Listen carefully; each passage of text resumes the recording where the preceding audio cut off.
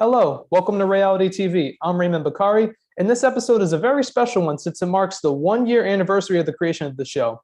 This time last year, I had wanted to start an interview show and cover local politics and elections all around the state. The big one locally at that time was the Cranston mayoral election. The then mayor at the time, Mayor Fenton-Fung, was term limited after serving 12 years. I had reached out to every candidate that was running in that election, and only one of them ever responded to me, and that was then Cranston Citywide Councilman Ken Hopkins. Episode 1 was filmed and uploaded on August 12th, 2020. The rest is history. So now, to celebrate the 1 year anniversary of the show, today I'm joined by now Mayor of Cranston, Mayor Ken Hopkins. Mayor Hopkins, how are you today? Good morning. Thank you for the opportunity. Nice to see you again. It's nice to see you again too, and have you on to celebrate the 1 year anniversary of the show. So just to provide a little context for those who hadn't watched episode 1 last August. So when we had filmed that episode last year, you were running versus then City Council President Michael Farina in an intense primary for the Republican nominee in the Cranston mayoral election. The election was at one of the worst points of the pandemic, so campaigning was a little tough. Some viewed you as an underdog versus the council president, who was getting endorsements from the Cranston GOP City Committee and even conservative Democrats who at the time were very powerful, like then Speaker Nicholas Mattiello. You then beat Council President Farina convincingly in the primary, and then the same with the Democratic nominee, former City Councilwoman Maria Bucci, in the general election. So looking back, what do you think contributed to those huge wins, and what was that overall feeling like to be elected mayor of Rhode Island's second largest city? Well, to answer your first question, I think the team that I had put together was a veteran team, uh, members of Mayor Trafficante's former administration, who are still very close to me. And the organization that we put together was fantastic. As far as the election went, we did a poll with Joe Fleming and Associates, and it was spot on. Everything that was indicated in the poll gave us a clear path to victory, and we just followed the format of what the poll was telling us, areas of strength, areas of weakness, and we followed it to a T. And to come out with that type of a victory was a tribute to maybe a couple of things. My family that had been so entrenched in the city of Cranston, my years working in the school department and working as the athletic director. I think more people knew who I was than initially indicated. And we worked hard. I mean, we had a full staff. We had over 200 volunteers that came in and worked on the campaign, and everybody did their piece, and we just went out and worked, and uh, the amazing part was the end result. To get a 77 to 23 percentage victory was astounding. I don't think anybody expected that. Even the poll itself indicated that, yeah, I started about 6 points behind, and we could feel the momentum building as we got close to the end. But to get that type of a victory was just an indication of how well organized our team was. And you've been mayor of Cranston for about 7 months now. You were sworn in January of 2021. What have been some things that have surprised you so far about the job? Uh, from one day to the next, you never know what's going to be on your plate, and that's the part that I like about it. Uh, I mean, I had a series of earmarked projects that I wanted to do, starting with Rolf Square. Um, in doing some of the infrastructure and the streets, especially in the areas behind Cranston Stadium, behind Cranston East High School, areas that have been neglected for a long time. If you get on the Rolf Square now, it looks like a brand new city, and people were inspired by that. We're going to continue to do that over Knightsville and Patuxent Village. We're going to go in and start resurfacing roads and kind of beautify the city a little bit. I think some parts were neglected for a while, and what we've seen is a direct effect on economic development by doing that. There's been a boon in those areas. The businesses, people are going back to Rolf Square and shopping and dining, and that was the intent originally. So, but the fact that things change on a daily basis, we walked into the COVID situation, and we had to set up all of the vaccines. So that was a big community effort to get that done with the police and the fire department and the senior center. And Since then, we've had issues with rodent control in certain parts of the city, and we handled that. Then we had a major issue with a conflict with the city of Providence in the ATVs and how they were controlling the streets. And we met with the mayor of Providence, but thought we had an agreement, but our police were given the opportunity to follow through and stop any of the ATVs from coming in and basically being outlaws in the city of Cranston. And we put a stop to that immediately. So you won't see them riding around over here. And the ones that do get confiscated, they're fined heavily, and we take the bikes on them with the intent to ship them overseas. So although that issue is still a major one in Providence, as we saw in the last few days, uh, it's not a big problem in Cranston anymore. And what you had mentioned toward the end of that answer actually plays into my next topic, because looking at an issue that was relevant in episode one and is still relevant 1 year later is the push by those on the left to defund the police. And for those who hadn't watched the episode, can you explain for those watching who may have not seen that episode what your stance on the issue of defunding the police is? Yeah, that'll never happen in my watch. Uh, I defend the police. They have a very difficult job to do on a daily basis, and I've said from day one that the the duty of a public official in my position is to have a safe and secure city so that people can enjoy their quality of life. And I've given my police department and the command staff whatever is necessary. And that includes backing up the rank and file on a daily basis. I congratulate them. I show up when they need help. I don't interfere with them. I let them do their jobs, and I give them all the support that they need to make sure that Cranston is a safe city. And while defunding the police comes from a reaction to the alarming increase in instances of police brutality, it has created a discussion that has seen the calls for police reform, with things like holding police officers accountable for their actions and implementing body cameras. Those things seem to have agreement from both sides of the aisle, with even Senator Tim Scott of South Carolina coming up with a national police reform bill that was then filibustered by those Senate Democrats. Are you in favor of police reform, of things like holding police officers accountable for bad actions and enforcing that body cameras are on all police officers? I'm in favor of giving the colonel of my department whatever means necessary to run a successful operation. Uh, I know him very well. I have high regards for his abilities to run his department. His command staff is second to none, and they're not restricted. They know that they have my backing to make Cranston a safe city, and I'm going to give them whatever opportunity they need, whether it's new cars, new policing, new training, whatever it is. Our goal is to defuse situations. So I will defend our police department. And if they do something wrong, like anybody else in the city, they'll be held accountable by the command staff. And are you for the implementation of body cameras on those police officers in Cranston? Yeah, I've talked to the colonel about that. Yeah, and again, that's more of a protection of the police. Sometimes you get cameras all over the place taking pictures, and you get different angles. At least when the police are wearing them, it's from the very beginning of any type of situation. So you get a direct view of what the policeman is looking at. You don't get side angle cameras from the people standing on the sidewalks. And, yeah, I'm in favor of it, and I know we're starting to implement that as well.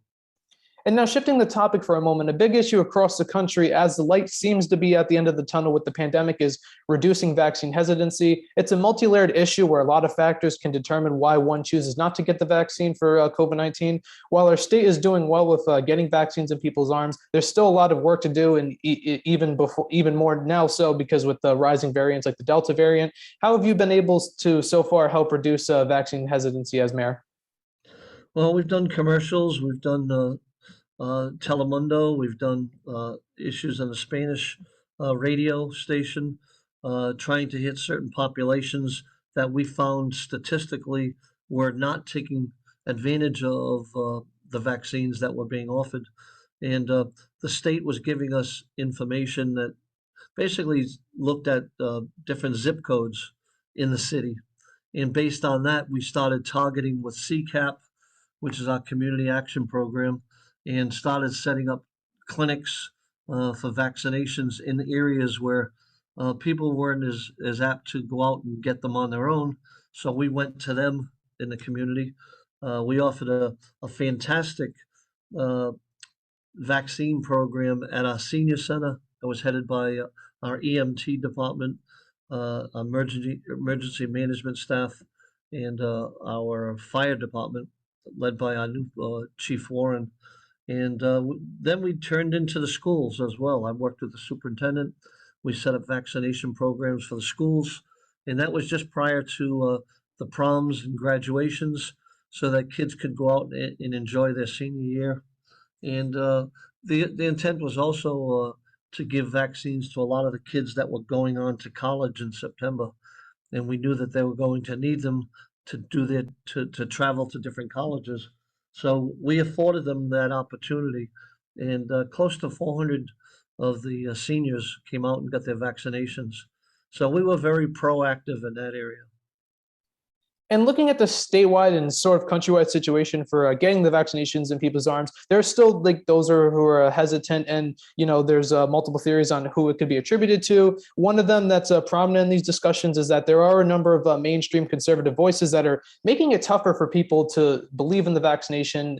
And while the general consensus is that it's a personal choice, there seems to also be some misinformation being spread by those top conservative voices, and some even fighting on if the shot should be mandated to go on a college campus, despite already a dozen vaccinations being required to attend school, like polio, measles, meningitis, and etc. Are you concerned that your party might be on the wrong side of this issue and that it could hurt them as we go into 2022 and 2024? Yeah, I think if you know me by now, I'm not strictly a party person. Uh, I do what I think is right, uh, whether it's both sides of the aisle or not. Kind of a mainstream statesman. And if there's an issue that the Democrats have that I think is a good one, then I'll go with it. I'm not strictly a platform Republican Party person. And if I think the Republicans are doing something that I don't agree with, then I would hesitate. I don't think government's responsibility is to tell people what to do, especially with their own personal lives. Stay out of people's business, but at the same time, offer them the opportunity. If they need a vaccine, they government's job is to make it affordable, not to tell them that it's mandatory.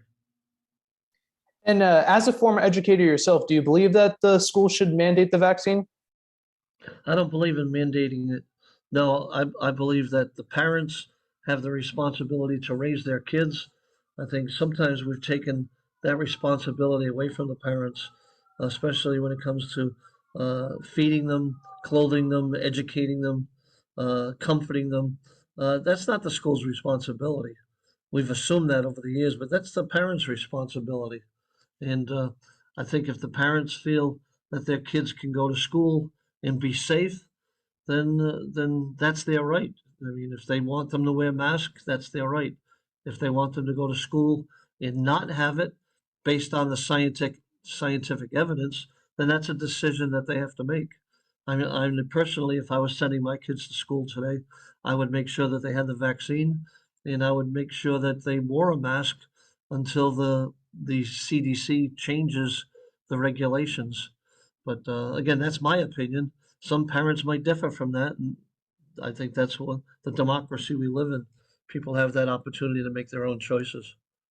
And while still talking about schools and education, but sort of shifting the topic to an issue that Republicans seem to be all hands on deck on fighting for, all hands on deck on for fighting for is a school choice, which has become a big one for the Republican Party. Where do you stand on school choice, and do you think it should become a reality in Rhode Island? I was always a big believer in neighborhood schools. I think you need a village to raise a child, and I firmly believe that. I've got a master's degree in education, and I think it's when you have a vested interest and you're close to your community, I think that's the best way to go. As far as bringing kids in from other communities, uh, I'm not a strong advocate of it. I think everybody should be taking care of their own schools. We put a lot of emphasis into that in the city of Cranston. Our taxes indicate that, we spend money on our schools, and I don't think it should be the opportunity for somebody from another community to come into Cranston if they're not paying the same taxes and getting the same rewards for it. So I'm a firm believer in community-based and neighborhood schools. And while on this topic of education, it has a lot of sub issues. And one I haven't covered as much on the show is the left's push to implement critical race theory in the schools as curriculums across the country. We've seen a story that went national that actually started off local, where we had there was a mother in South Kingston who wanted to know what the curriculum consisted of in her the child's school curriculum, and she's now being sued for requesting that curriculum. And critics oppose the implementation of critical race theory for many reasons, because what they say is that it wants to teach children that America is systematically racist. Things like white privilege are real, and that our country's institutions are inherently racist. Your Democratic opponent in 2020 wanted to fight to implement and what she called an anti-racist curriculum in Cranston schools, which we're not sure if she meant critical race theory, but this issue has garnered both local and national attention, like I mentioned. And I'm just curious, as a former educator yourself, what are your thoughts on the whole situation in regards to CRT, the push to implement it into schools, and the fight against it from the GOP? Yeah, I've always taught factual history. You take history, don't change it, teach it, and learn from it. And that's a pretty simple philosophy, but that's what history is all about. You look at it, you study the facts, you study the history of it, and if there were mistakes made, then you change them. But to come in and arbitrarily implement an opinion, that's not what history is all about. History is to be taught and learned from, not to be molded. And now I want to focus on some things statewide and some of that are going on in other cities and get your takes on them. And these next few, I'll kind of do in like a rapid fire lightning round style. Are you for or against the legalization of marijuana in Rhode Island? I'm for it. There was an article written recently in the Boston Globe talking about if Representative Fenton-Fung would consider running for mayor of Cranston if you had decided to not run for re-election in 2024. As of right now, do you plan to run for re-election in 2024? Yes, I do. And Rep. Fenton-Fung, speaking of her, also appears to have a primary challenger in District 15. Her name is Suzanne Downing. She's filed to run against her in what could potentially be a contested Republican primary for a seat that leans Republican and is in your city of Cranston. Do you plan to support Rep. Fenton-Fung in that primary? Yes, I will. And we had touched upon this issue of Providence's situation, but now looking at some of the things that they have done aside from public safety recently, Providence, a neighboring city, has launched a pilot program for a guaranteed basic income program for residents that, to my understanding, is funded by philanthropology, like the CEO of Twitter, Jack Dorsey. Do you plan on implementing anything like that in Cranston? I would have to review that program a little bit more. I'm not very familiar with it, but if it's a good idea, then I'll take a good look at it. And while talking about Providence, it has this is an issue that I covered frequently on the show as I cover Providence politics, which gets a number of different responses because some are convinced of the title that is provided towards the city status, which is the status as a sanctuary city, where local law enforcement wouldn't deport undocumented immigrants for minor crimes or simply being in the country illegally, which has caught a lot of criticism from those on the right, given how it's gone in a number of cities like San Francisco. Would you ever plan on making Cranston a sanctuary city? Absolutely not. No, I think there are legal laws that protect the citizens that are here legally. Uh, I don't have a problem with people coming to this country trying to get ahead. I've coached many ball players at the community college that in some cases were undocumented, and I worked with them to make sure that they got their diploma. I helped them, I gave them rides, I took them on different road trips with us to see what the rest of the country is all about. And I gave them every opportunity. But at the same time, if they violate the laws, they have to be held accountable.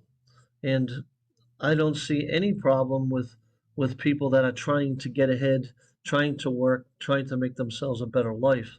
But at the same time, there are laws that are on the books that need to be followed. And if they don't follow the laws, just like a person who is here legally, if they don't follow the laws, then they have to be held accountable. And this one is a non-political topic that I had realized when looking back at episode one, I didn't really word the question correctly, and I kind of want to ask it again. I had asked then in episode one, what were your favorite sports teams? What I meant to ask was, what are your favorite professional sports teams, like in the NBA, NFL, and MLB? I'm a Boston guy. Red Sox, Celtics, Bruins, Patriots. Although I do like the New York Giants, having grown up with them when I was a kid. But then at a certain point, we got a guy named Tom Brady that changed the whole atmosphere of the program. And since then, I've been following the Patriots a lot. Have you jumped on the bandwagon of following the Buccaneers after Brady went there? I like watching him and Gronk. So not so much a bandwagon. I did root for him to be successful once my teams were out of it. But yeah, I like watching him play. And for the end of this lightning round, before I go to the portion where we're going to talk about your time as a Rick student, there's a lot of buzz around who's going to run as a Republican for governor in our state in 2022. The state party chair, Sue Cienki, said it's a Republican who's currently in office that everybody could get behind and that everybody knows. What Republican would, out of all the Republicans in the state, would you personally like to see run for governor in 2022? That's a good question. Right now, it seems to be up in the air. I know there's a lot of Democrats all pushing and fighting each other for the opportunity. I think when the time comes, the Republican Party will come up with a very good candidate. And if I believe in that candidate, then I'll get behind him. Is there a chance that you'd be supporting a Fung 3.0 bid for governor? Absolutely. Yeah, I think he should have won the election the last time. Uh, Again, it comes up to a lot of fundraising. Right now, I've looked at some of the campaign finance reports of some of the Democrats, and they're already up over $1 million. So you're probably going to have to raise a couple of million just to run for office at that level. But I think Allen would be a great candidate, and I would definitely support him. And I'm also going to mention this other Republican before I go to the last topic of your time as a Rick student, because his name has been mentioned multiple times, and he's also one of the other top prominent Republicans in our state, which is House Minority Leader Blake Filippi. If he had ran for governor if he runs for governor as a Republican, would you be on board with his candidacy? 100%. Yeah, I'm good friends with Blake. I just spent some time with him down on Block Island. Uh, I think he would be excellent, and he'd definitely be a good alternative to some of uh, the politicians on the other side of the aisle that seem to be fighting amongst themselves. I think Blake would be a good breath of fresh air. And instead of asking what you think Rhode Island is best known for as my last question, since I have already asked that last year, and usually that is the famous last question that I ask, I thought our last topic should focus on your time as a Rick student, since we didn't cover that last year in episode one. You had actually mentioned it to me off camera that you had attended Rick, which I thought would have been something great to talk about if I ever had you back on the show. So just out of curiosity, what was your time like as a student at Rhode Island College? Well, unfortunately, I went there for one reason. It was to play baseball. Uh, Education was not a top priority for me at that point, but I had been recruited by a number of colleges to pitch for their baseball programs, and the coaches at Rhode Island College appealed to me. I had some friends that were already there, uh, and as a result, I turned down some scholarship offers to go to Rhode Island College because of my friendship with the coaches there, Dave Stenhouse in particular.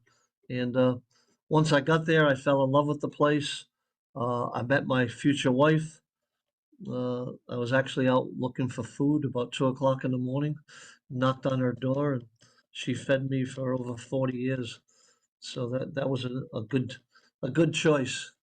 But Rhode Island College will always be near and dear to me. I coached there for many years.